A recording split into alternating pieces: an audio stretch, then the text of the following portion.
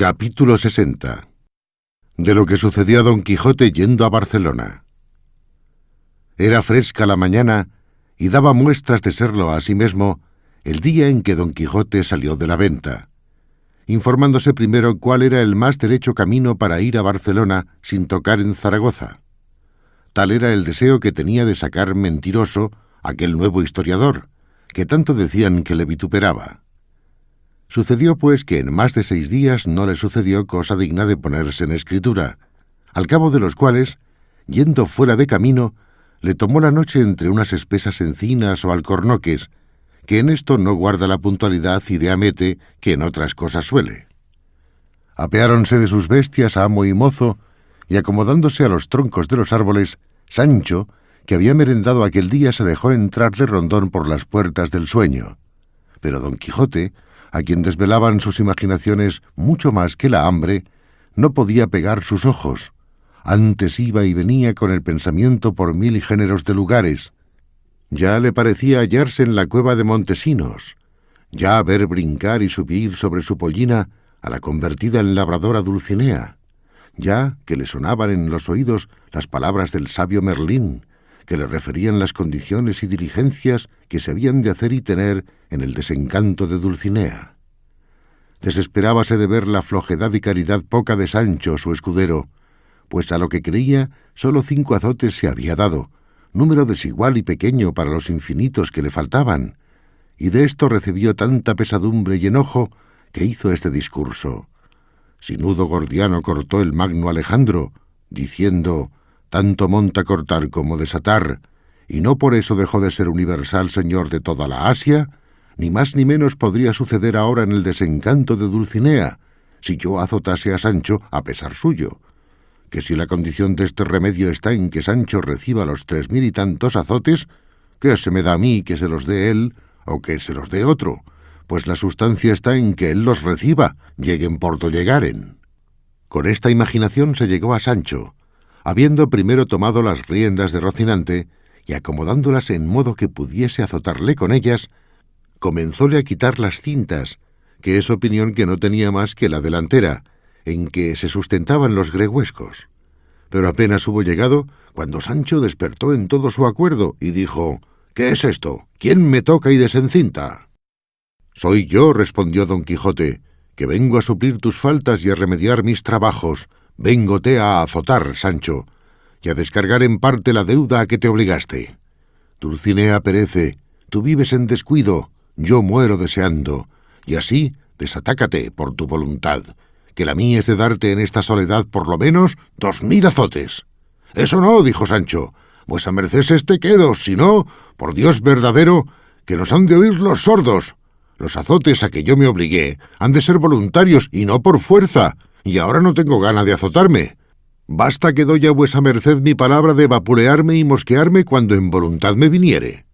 «No hay dejarlo a tu cortesía, Sancho», dijo Don Quijote, «porque eres duro de corazón, y aunque villano, blando de carnes», y así procuraba y pugnaba por desenlazarle. Viendo lo cual, Sancho Panza se puso en pie, y arremetiendo a su amo, se abrazó con él a brazo partido, y echándole una zancadilla dio con él en el suelo boca arriba. Púsole la rodilla derecha sobre el pecho, y con las manos le tenía las manos, de modo que ni le dejaba rodear ni alentar. Don Quijote le decía: «¿Cómo, traidor, contra tu amo y señor natural te desmandas? ¿Con quien te da su pan te atreves?» «No quito rey ni pongo rey», respondió Sancho, «sino ayúdome a mí, que soy mi señor. Vuesa merced me prometa que se estará quedo y no tratará de azotarme por agora, que yo le dejaré libre y desembarazado, donde no... Aquí morirás, traidor, enemigo de doña Sancha». Prometióselo Don Quijote y juró por vida de sus pensamientos no tocarle en el pelo de la ropa, y que dejaría en toda su voluntad y albedrío el azotarse cuando quisiese. Levantóse Sancho, y desvióse de aquel lugar un buen espacio, y yendo a arrimarse a otro árbol, sintió que le tocaban en la cabeza, y alzando las manos, topó con 2 pies de persona con zapatos y calzas. Tembló de miedo, acudió a otro árbol, y sucedióle lo mismo. Dio voces llamando a Don Quijote que le favoreciese. Hízolo así Don Quijote, y preguntándole qué le había sucedido y de qué tenía miedo, Le respondió Sancho que todos aquellos árboles estaban llenos de pies y de piernas humanas. Tentólos don Quijote, y cayó luego en la cuenta de lo que podía ser, y díjole a Sancho: «No tienes de qué tener miedo, porque estos pies y piernas que tientas y no ves, sin duda son de algunos forajidos o bandoleros que en estos árboles están ahorcados, que por aquí los suele ahorcar la justicia cuando los coge de 20 en 20 y de 30 en 30, por donde me doy a entender que debo de estar cerca de Barcelona». Y así era la verdad, como él lo había imaginado. Al amanecer, alzaron los ojos y vieron los racimos de aquellos árboles que eran cuerpos de bandoleros. Ya en esto amanecía, y si los muertos los habían espantado, no menos los atribularon más de 40 bandoleros vivos que de improviso les rodearon, diciéndoles en lengua catalana que estuviesen quedos y se detuviesen hasta que llegase su capitán. Hallóse don Quijote a pie, su caballo sin freno, su lanza arrimada a un árbol, y finalmente sin defensa alguna, y así tuvo por bien de cruzar las manos e inclinar la cabeza, guardándose para mejor sazón y coyuntura. Acudieron los bandoleros a expulgar al rucio y a no dejarle ninguna cosa de cuantas en las alforjas y la maleta traía, y avínole bien a Sancho que en una ventiera que tenía ceñida venían los escudos del duque y los que habían sacado de su tierra, y con todo eso aquella buena gente le escardara y le mirara hasta lo que entre el cuero y la carne tuviera escondido, si no llegara en aquella sazón su capitán, el cual mostró ser de hasta de edad de 34 años, robusto, más que de mediana proporción, de mirar grave y color morena. Venía sobre un poderoso caballo, vestido la acerada cota, y con 4 pistoletes, que en aquella tierra se llaman pedreñales, a los lados. Vio que sus escuderos, que así llaman a los que andan en aquel ejercicio, iban a despojar a Sancho Panza. Mandóles que no lo hiciesen, y fue luego obedecido, y así escapó de la ventería. Admiróle ver lanza arrimada al árbol, escudo en el suelo, y a don Quijote armado y pensativo, con la más triste y melancólica figura que pudiera formar la misma tristeza. Llegóse a él diciéndole: «No estéis tan triste, buen hombre, porque no habéis caído en las manos de algún cruel Osiris, sino en las de Roque Guinart, que tienen más de compasivas que de rigurosas».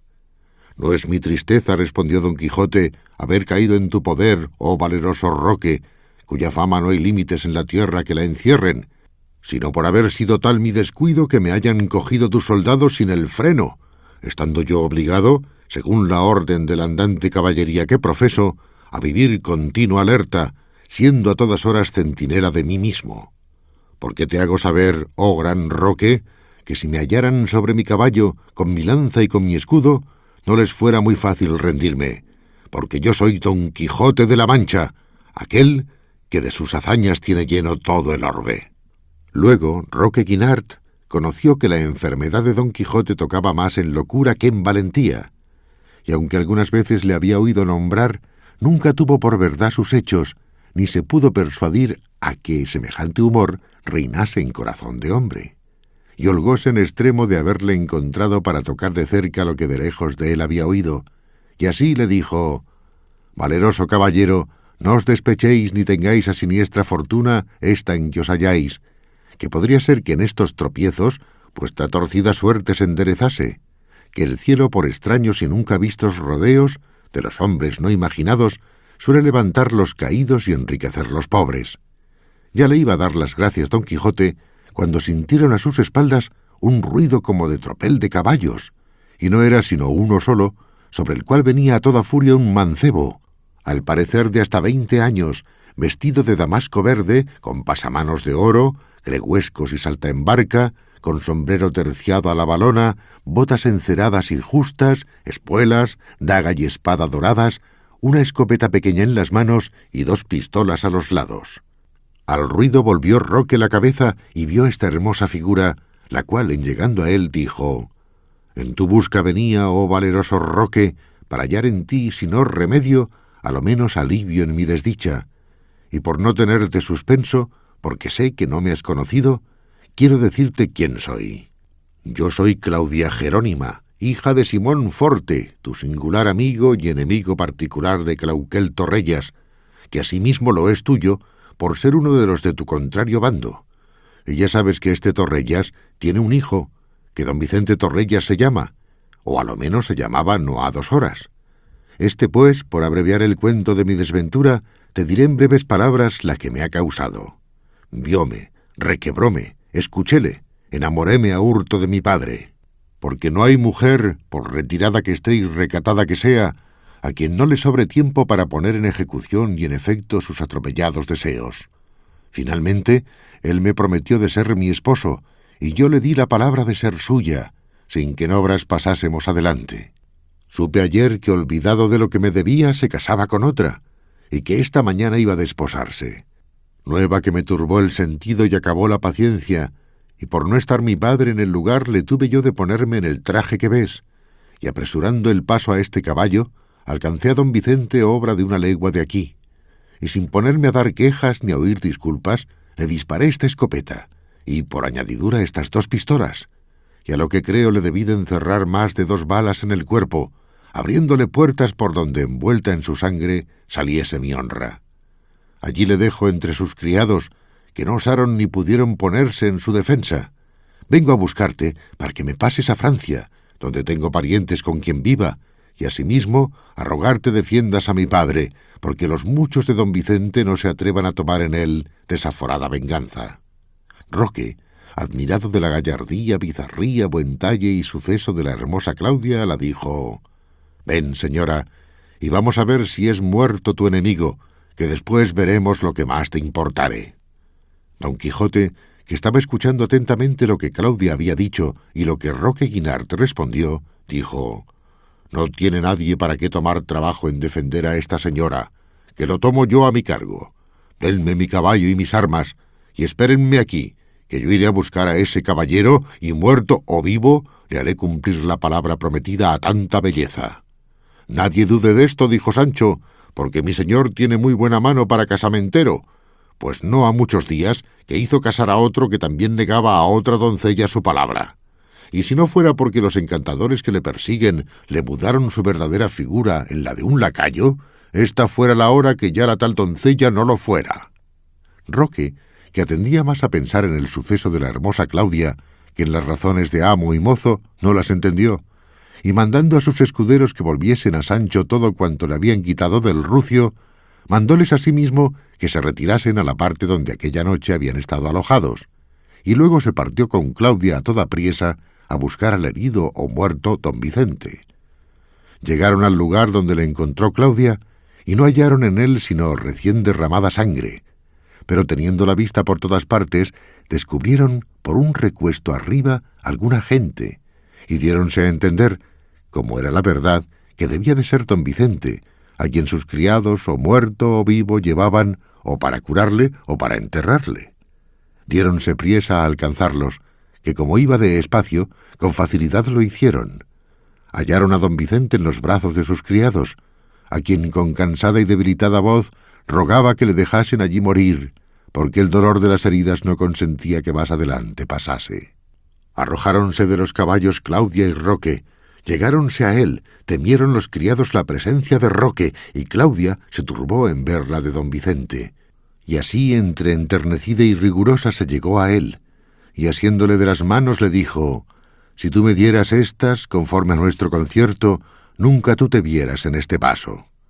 Abrió los casi cerrados ojos el herido caballero, y conociendo a Claudia le dijo: «Bien veo, hermosa y engañada señora, que tú has sido la que me has muerto, pena no merecida ni debida a mis deseos, con los cuales ni con mis obras jamás quise ni supe ofenderte. Luego, ¿no es verdad, dijo Claudia, que ibas esta mañana a desposarte con Leonora, la hija del rico Balbastro?» «No, por cierto», respondió don Vicente.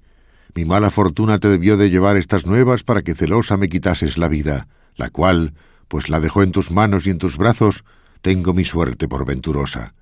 Y para asegurarte de esta verdad, aprieta la mano y recíbeme por esposo si quisieres, que no tengo otra mayor satisfacción que darte del agravio que piensas que de mí has recibido».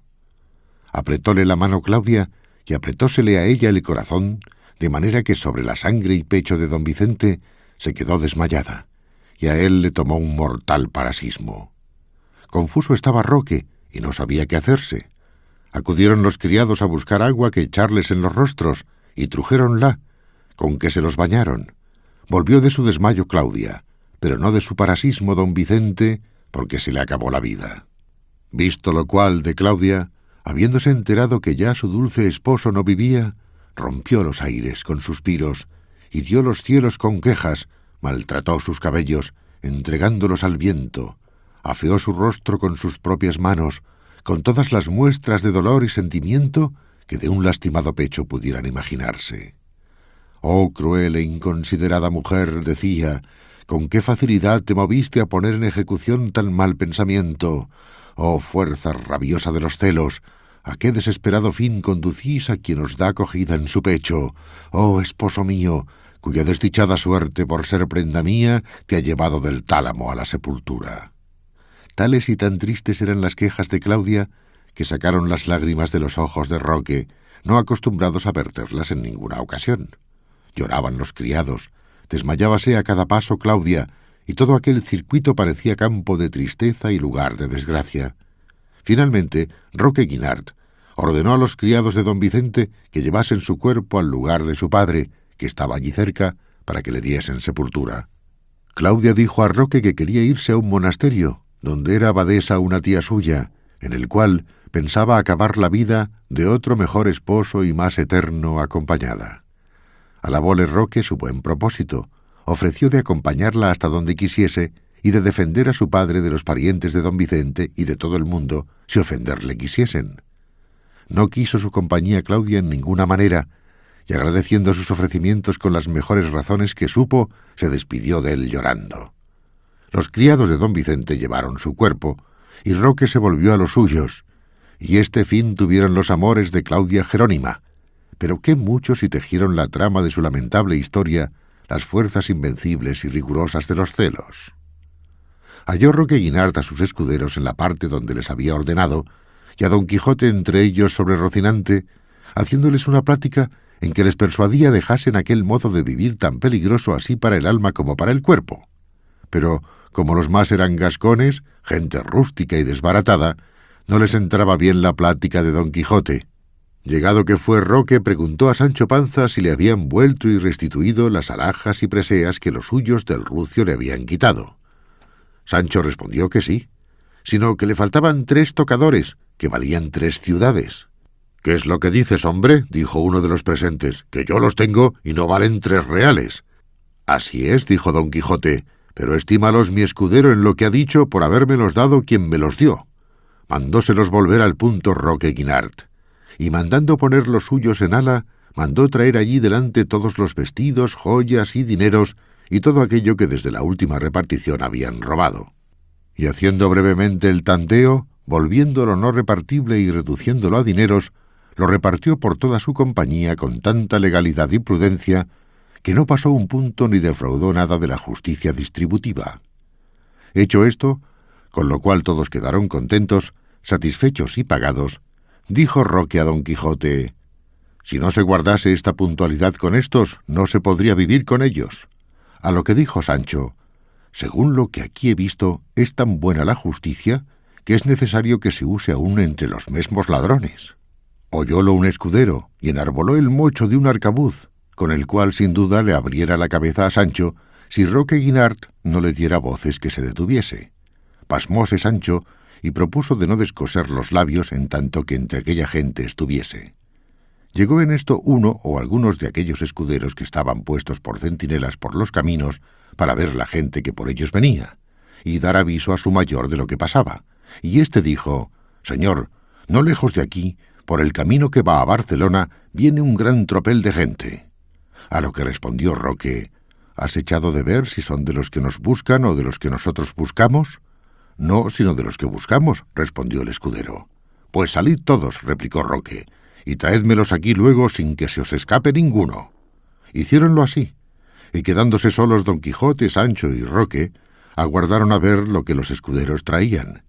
Y en este entretanto dijo Roque a don Quijote: «Nueva manera de vida le debe de parecer al señor don Quijote la nuestra, nuevas aventuras, nuevos sucesos y todos peligrosos, y no me maravillo que así le parezca, porque realmente le confieso que no hay modo de vivir más inquieto ni más sobresaltado que el nuestro. A mí me han puesto en él no sé qué deseos de venganza que tienen fuerza de turbar los más sosegados corazones. Yo de mi natural soy compasivo y bien intencionado, pero como tengo dicho, el querer vengarme de un agravio que se me hizo, así da con todas mis buenas inclinaciones en tierra, que persevero en este estado a despecho y pesar de lo que entiendo. Y como un abismo llama a otro y un pecado a otro pecado, hanse eslabonado las venganzas de manera que no sólo las mías, pero las ajenas, tomo a mi cargo. Pero Dios es servido de que, aunque me veo en la mitad del laberinto de mis confusiones, no pierdo la esperanza de salir de él a puerto seguro. Admirado quedó don Quijote de oír hablar a Roque tan buenas y concertadas razones, porque él se pensaba que entre los de oficios semejantes de robar, matar y saltear, no podía haber alguno que tuviese buen discurso, y respondióle: «Señor Roque, el principio de la salud está en conocer la enfermedad, y en querer tomar el enfermo las medicinas que el médico le ordena. Vuesa merced está enfermo, conoce su dolencia, y el cielo, oh Dios, por mejor decir, que es nuestro médico, le aplicará medicinas que le sanen, las cuales suelen sanar poco a poco, y no de repente y por milagro. Y más que los pecadores discretos están más cerca de enmendarse que los simples, y pues vuesa merced ha mostrado en sus razones su prudencia, no hay sino tener buen ánimo, y esperar mejoría de la enfermedad de su conciencia. Y si vuesa merced quiere ahorrar camino y ponerse con facilidad en el de su salvación, véngase conmigo, que yo le enseñaré a ser caballero andante, donde se pasan tantos trabajos y desventuras que tomándolas por penitencia, en 2 paletas le pondrán en el cielo». Rióse Roque del consejo de don Quijote, a quien mudando plática contó el trágico suceso de Claudia Jerónima, de que le pesó en extremo a Sancho que no le había parecido mal la belleza, desenvoltura y brillo de la moza. Llegaron en esto los escuderos de la presa trayendo consigo 2 caballeros a caballo y 2 peregrinos a pie, y un coche de mujeres con hasta 6 criados que a pie y a caballo las acompañaban, con otros 2 mozos de mulas que los caballeros traían. Cogiéronlos los escuderos en medio, guardando vencidos y vencedores gran silencio, esperando a que el gran Roque Guinart hablase, el cual preguntó a los caballeros que quién eran, y a dónde iban, y qué dinero llevaban. Uno de ellos le respondió: «Señor, nosotros somos 2 capitanes de infantería española, tenemos nuestras compañías en Nápoles, y vamos a embarcarnos en 4 galeras, que dicen están en Barcelona con orden de pasar a Sicilia. Llevamos hasta 200 o 300 escudos, con que a nuestro parecer vamos ricos y contentos, pues la estrecheza ordinaria de los soldados no permite mayores tesoros». Preguntó Roque a los peregrinos lo mismo que a los capitanes. Fuele respondido que iban a embarcarse para pasar a Roma, y que entre entrambos podrían llevar hasta 60 reales. Quiso saber también quién iba en el coche y a dónde, y el dinero que llevaban, y uno de los de a caballo dijo: «Mi señora doña Guiomar de Quiñones, mujer del regente de la vicaría de Nápoles, con una hija pequeña, una doncella y una dueña, son las que van en el coche. Acompañámosla 6 criados, y los dineros son 600 escudos. De modo, dijo Roque Guinart, que ya tenemos aquí 900 escudos y 60 reales. Mis soldados deben de ser hasta 60. Mírese a cómo le cabe a cada uno, porque yo soy mal contador». Oyendo decir esto, los salteadores levantaron la voz, diciendo: «¡Viva Roque Guinart muchos años, a pesar de los lladres que su perdición procuran!». Mostraron afligirse los capitanes. Entristecióse la señora regenta, y no se holgaron nada los peregrinos viendo la confiscación de sus bienes. Túvolos así un rato suspensos Roque, pero no quiso que pasase adelante su tristeza, que ya se podía conocer a tiro de arcabuz, y volviéndose a los capitanes dijo: «Vuesas mercedes, señores capitanes, por cortesía sean servidos de prestarme 60 escudos, y la señora regenta 80, para contentar esta escuadra que me acompaña, porque el abad de lo que canta llanta, y luego pueden seguir su camino libre y desembarazadamente, con un salvoconducto que yo les daré, para que si toparen otras de algunas escuadras mías, que tengo divididas por estos contornos, no les hagan daño, que no es mi intención de agraviar a soldados ni a mujer alguna, especialmente a las que son principales». Infinitas y bien dichas fueron las razones con que los capitanes agradecieron a Roque su cortesía y liberalidad, que por tal la tuvieron en dejarles su mismo dinero. La señora doña Guiomar de Quiñones se quiso arrojar del coche para besar los pies y las manos del gran Roque, pero él no lo consintió en ninguna manera. Antes le pidió perdón del agravio que le había hecho, forzado de cumplir con las obligaciones precisas de su mal oficio. Mandó la señora regenta a un criado suyo diese luego los 80 escudos que le habían repartido, y ya los capitanes habían desembolsado los 60. Iban los peregrinos a dar su miseria, pero Roque les dijo que se estuviesen quedos, y volviéndose a los suyos les dijo: «De estos escudos 2 tocan a cada uno y sobran 20. Los 10 se den a estos peregrinos, y los otros 10 a este buen escudero, porque pueda decir bien de esta aventura». Y trayéndole aderezo de escribir de que siempre andaba proveído Roque, les dio por escrito un salvoconducto para los mayorales de sus escuadras, y despidiéndose de ellos, los dejó ir libres y admirados de su nobleza, de su gallarda disposición y extraño proceder, teniéndole más por un Alejandro Magno que por ladrón conocido. Uno de los escuderos dijo en su lengua gascona y catalana: «Este nuestro capitán más es para frade que para bandolero. Si de aquí adelante quisiere mostrarse liberal, séalo con su hacienda y no con la nuestra». No lo dijo tan paso el desventurado que dejase de oírlo Roque, el cual, echando mano a la espada, le abrió la cabeza casi en 2 partes, diciéndole: «De esta manera castigo yo a los deslenguados y atrevidos». Pasmáronse todos, y ninguno le osó decir palabra, tanta era la obediencia que le tenían. Apartóse Roque a una parte y escribió una carta a un su amigo a Barcelona, dándole aviso cómo estaba consigo el famoso Don Quijote de la Mancha, aquel caballero andante de quien tantas cosas se decían, y que le hacía saber que era el más gracioso y el más entendido hombre del mundo, y que de allí a 4 días, que era el de San Juan Bautista, se le pondría en mitad de la playa de la ciudad, armado de todas sus armas, sobre Rocinante, su caballo, y a su escudero Sancho sobre un asno, y que diese noticia de esto a sus amigos los ñarros, para que con él se solazasen, que él quisiera que carecieran de este gusto los cadells sus contrarios, pero que esto era imposible, a causa que las locuras y discreciones de Don Quijote y los donaires de su escudero Sancho Panza no podían dejar de dar gusto general a todo el mundo. Despachó esta carta con uno de sus escuderos, que mudando el traje de bandolero en el de un labrador, entró en Barcelona y la dio a quien iba.